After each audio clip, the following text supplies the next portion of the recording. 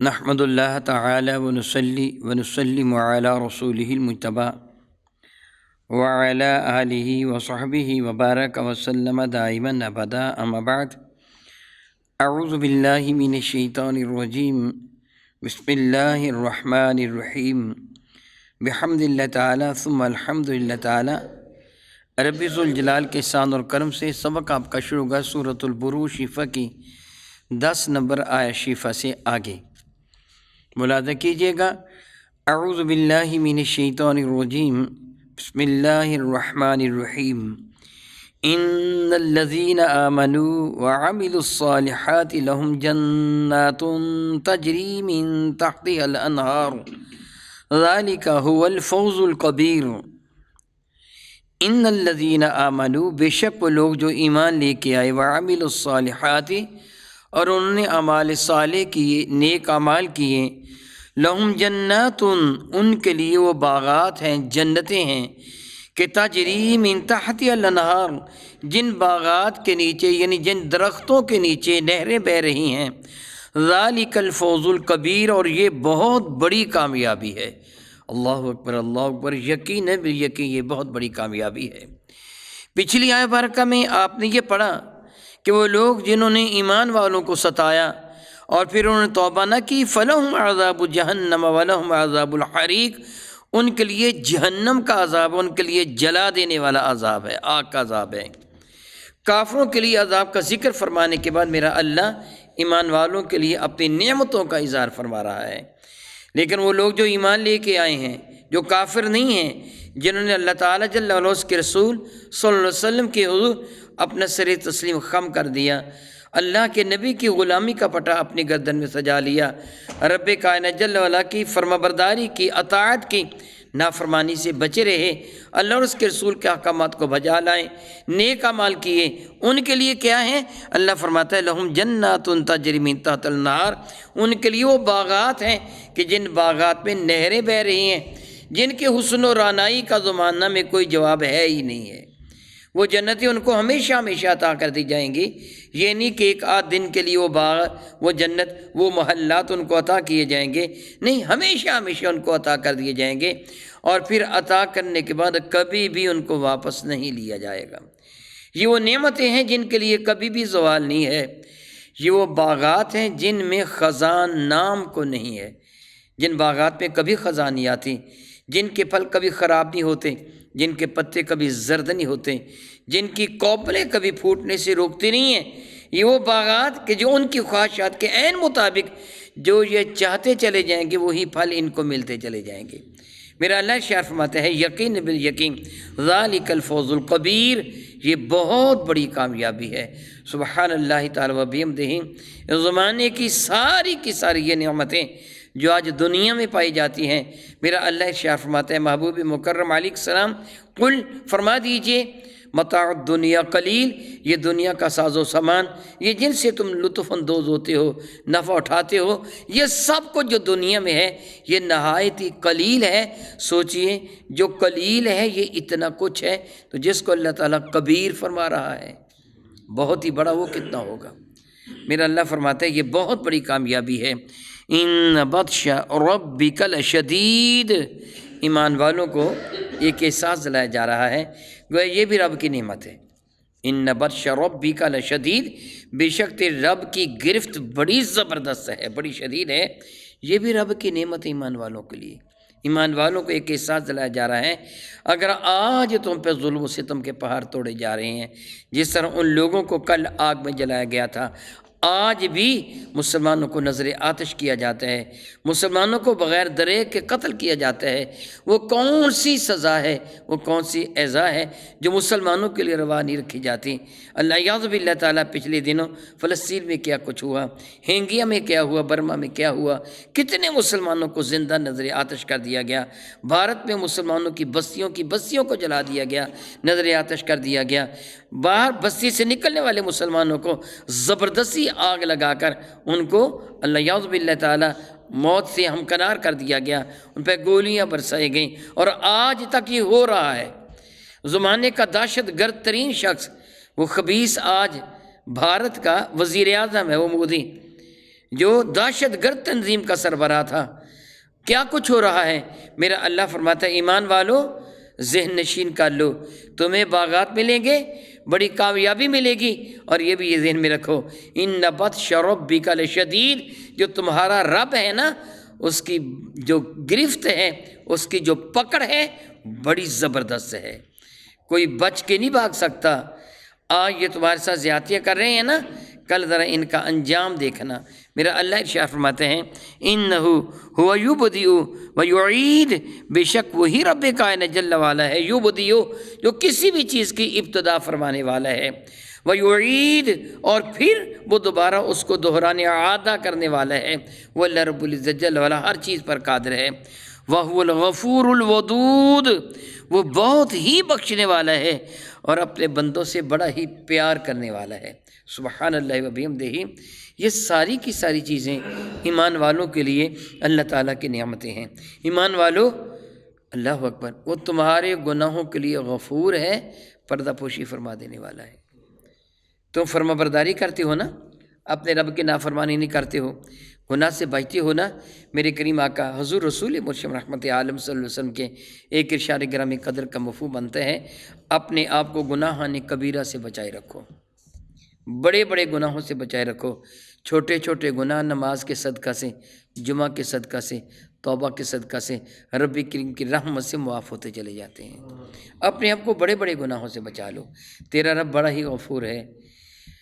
ہمیں وہ کون ہے جس سے گناہ نہ ہوا ہوگا؟ ہم سب سے گناہ سرزد ہوتے ہیں، لیکن وہ اللہ کتنا کرم نواز ہے کہ ہمارے گناہوں پر پردہ ڈال دیتا، ہمیں ذلیل نہیں ہونے دیتا، ہماری عزت بچائے رکھتا ہے۔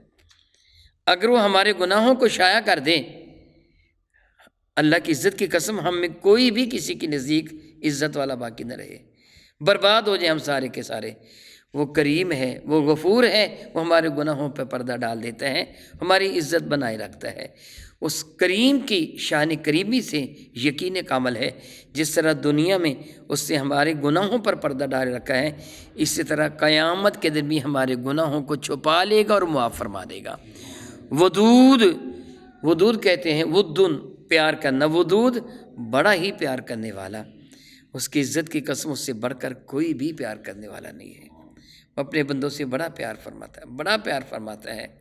زندگی بھر کوئی آدمی گناہ کرتا رہے، مرنے سے پہلے سچے دل سے توبہ کر لے، اتنا کریم ہے وہ سارے گناہوں کو معاف فرما دیتا ہے، اپنے بندوں سے پیار فرماتا ہے۔ ارشاد فرماتے ہیں ذو العرش المجید، سبحان اللہ سبحان اللہ، وہ عزت والے عرش کا مالک ہے، وہ مالک یعنی بڑی عزت والا ہے۔ سبحان اللہ، عزت والا ہی عزت کرتا ہے نا، عزت والا وہی درجات بلند کرتے ہیں نا۔ فعال لما یرید، فعال، فعال بہت زیادہ فعل کرنے والا، فوراً کام کرنے والا، فعال لما یرید، وہ جو چاہتا ہے وہی کچھ کرتا ہے۔ ممکن نہیں ہے کہ کوئی اس کی گرفت سے بھاگ سکے۔ وہ کافر جرم کر کے بھاگ جائے گا، مسلمانوں تمہیں اعزاز دینے والا اس کی گرفت سے بچ جائے گا؟ نہیں، ممکن نہیں ہے۔ وہ بڑی زبردست گرفت والا ہے، اپنے بندوں سے جو اس کے بندے ہیں ان سے بڑی محبت فرماتے ہیں، ان کے گناہوں کو چھپانے والا ہے، مالک عرش مجید کا، جو چاہتا ہے اس کو کرتا ہے۔ پھر ارشاد فرماتے ہیں محبوب مکرم علیہ السلام حل اتاک حدیث الجنود، اب بطور دلیل اللہ تعالیٰ ایمان والوں کو تسلی دینے کے لیے کچھ واقعات کا تذکرہ فرماتا ہے۔ حل اتاک، کیا تمہارے پاس پہنچی ہیں، حدیث الجنود، وہ باتیں جو جنود، جندن کی جمع ہے، جندن لشکر کو کہتے ہیں، ان لشکروں کی باتیں پہنچی ہیں۔ بہت بڑے لا لشکر تھے، کن کے بلا؟ فرعون و ثمود، فرعون لعین کے، قوم ثمود کے، عاد و ثمود والے بڑے اونچے لمبے جوان تھے۔ مفسرین اکرام نے تفاسیر میں یہ لکھا ہے، حقیقت سے میرا اللہ واقف ہے، جو وہ تھے نا قوم عاد والے، ان میں جو ٹھگنا آدمی تھا نا، بونا، وہ بھی 60 ہاتھ اونچا تھا۔ ان کے بڑوں بڑوں کا کیا کہنا، اتنے زیادہ وہ تنومند جوان تھے۔ تنحتون من الجبال بیوتا، وہ پہاڑوں کو اپنا گھر بناتے تھے، یہ دیواریں نہیں بنا سکتے تھے کہ دیواریں گر جائیں گی، وہ پہاڑوں کو اپنے مساکن بناتے تھے۔ لیکن جب اللہ کا عذاب آیا تو اللہ تعالیٰ نے ان کو ہوا میں یوں اچھالا جس طرح چھوٹے چھوٹے باریک تنکے اچھلتے ہیں، اس طرح اللہ نے ان کو فضا میں اچھالا۔ اللہ تعالیٰ جل وعلا فرماتے ہیں کیا تمہارے پاس لشکروں کی باتیں نہیں پہنچی؟ فرعون و ثمود، فرعون کا لشکر اور قوم ثمود کا وہ لشکر، فرعون کے لشکر کو ہم نے دریا میں ڈبو کے ہلاک کر دیا، اور قوم عاد و ثمود کو ہوا اور آندھی کے ساتھ ہم نے ہلاک کر دیا۔ بل الذین کفروا فی تکذیب، لیکن کافروں کی یہ عادت ہے وہ جٹلاتے ہی رہتے ہیں۔ ان کافروں نے جٹلایا، معاذ اللہ تعالیٰ معاذ اللہ تعالیٰ، حضرت آدم سے لے کے حضرت سیدنا عیسیٰ علیہ السلام تک جتنے انبیاء آئے ہیں کفار نے سب کو جٹلایا ہے۔ سب سے پہلے صاحب شریعت نبی حضرت سیدنا نوح علیہ السلام گزرے ہیں جن کو کفار نے جٹلایا تھا۔ اس وقت سے لے کے میرے کریم آقا کی تشریف آوری تک کفار کا یہی وتیرہ رہا، وہ انبیاء علیہ السلام کا انکار کرتے رہے۔ پھر کیا ہوا؟ واللہ من ورائہم محیط، اور اللہ تعالیٰ ان کو ان کے ورا سے، ان کے اوپر سے ان کو اپنے گھیرے میں لے لینے والا ہے۔ یعنی مراد یہ ہے کہ اللہ تعالیٰ کی قدرت کے احاطہ میں ہیں، اللہ تعالیٰ جل وعلا کی گرفت میں ہیں، وہ کبھی بھاگ نہیں سکتے۔ اللہ تعالیٰ ان کو گھیرے ہوئے ہے۔ مراد یہ کہ اللہ تعالیٰ کی قدرت، اللہ تعالیٰ کی طاقت، اللہ تعالیٰ کے اختیارات نے ان کو گھیر رکھا ہے، وہ بھاگ نہیں سکتے ہیں۔ یہ کیوں کر ممکن ہے کہ وہ زمین و آسمان میں اللہ سے بھاگ جائے؟ تصور بھی یہ حرام اور کفر ہے۔ اللہ تعالیٰ جل وعلا فرماتے ہیں ان کو اللہ تعالیٰ نے اپنے احاطہ قدرت میں لے رکھا ہے۔ بل ہوا قرآن مجید، بلکہ یہ جو قرآن ہے یہ بڑا مجید، مجد، عزت، عظمت، شرف، کرامت، روب، دبدبہ، یہ سارا سب معنی لفظ مجد کے ہیں۔ یہ جل مجدہ الکریم آپ کہتے ہیں عام طور پر بھی۔ تو اللہ تعالیٰ جل وعلا ارشاد فرماتے ہیں بل ہوا قرآن مجید، بلکہ یہ قرآن مجید فرقان حمید بڑی عزت والا ہے، بڑی عظمت والا ہے۔ فی لوح محفوظ، جو اس لوح میں ہے جس کی اللہ نے مکمل طور پر حفاظت فرما رکھی ہے، محفوظ ہے، جس کا حافظ، نگران، نگہبان میرا اللہ ہے۔ حضرت ابن عباس سے مروی ہے کہ وہ سفید موتی سے نور کی بنی ہوئی لوح ہے جس پر اللہ تعالیٰ جل وعلا نے وہ سب کچھ تحریر فرما دیا ہے جو ہو چکا ہے اور جو ہونے والا ہے۔ جس طرح حدیث مبارکہ میں جب قلم و اللہ کو پیدا کیا گیا تو میرے اللہ نے قلم کو حکم دیا تھا اے قلم لکھ، تو اس نے عرض کیا تھا مولا کیا لکھوں؟ حکم و تھا ما کانا وما ہوا کائن الی الابد، جو ہو چکا ہے وہ بھی لکھ دیں اور جو اب تک ہوگا وہ بھی لکھ دیں۔ وہ لوح محفوظ جس میں ہر شے لکھی ہے، یہ قرآن کریم بھی لوح محفوظ میں ہے، اس میں کمی بیشی نہیں ہو سکتی۔ اس جگہ ان لوگوں کا سختی کے ساتھ رد کر دیا گیا جو بد نصیب یہ جملہ کہتے ہیں کہ صحابہ نے قرآن میں کمی بیشی کر دی، کم کر دیا، بڑھا دیا، یہ کر دیا، وہ کر دیا، فلاں کر دیا، 1/3 قرآن گم کر دیا، بعض صورتیں تھیں ان کو انہوں نے حذف کر دیا۔ میرا اللہ فرماتا ممکن نہیں، میں رب اس کی حفاظت کرنے والا ہوں۔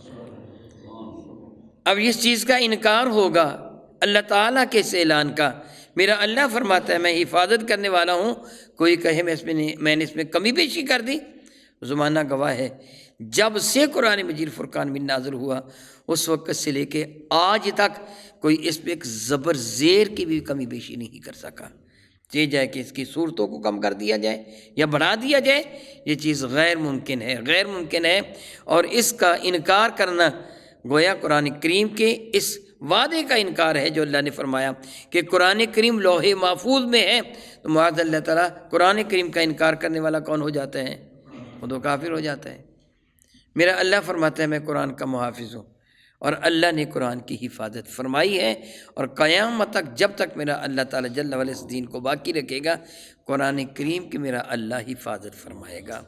آپ کے علم میں ہے نا کہ بھارت میں ایک خبیث شخص ہیں جو اسی مذہب کے ساتھ تعلق رکھتا ہے کہ جو قرآن کریم کی مخالفت کرنے والے کہتے ہیں، صحابہ نے کیا، اس خبیث انسان نے یہ دعویٰ کیا کہ اس پہ کچھ ایتے ہیں جو حضرت ابوبکر، عمر اور عثمان ان تینوں نے زیادہ شامل کر دی تھی کافروں سے لڑائی کرنے کے لیے، میں نے ان ایتوں کو نکال دیا ہے۔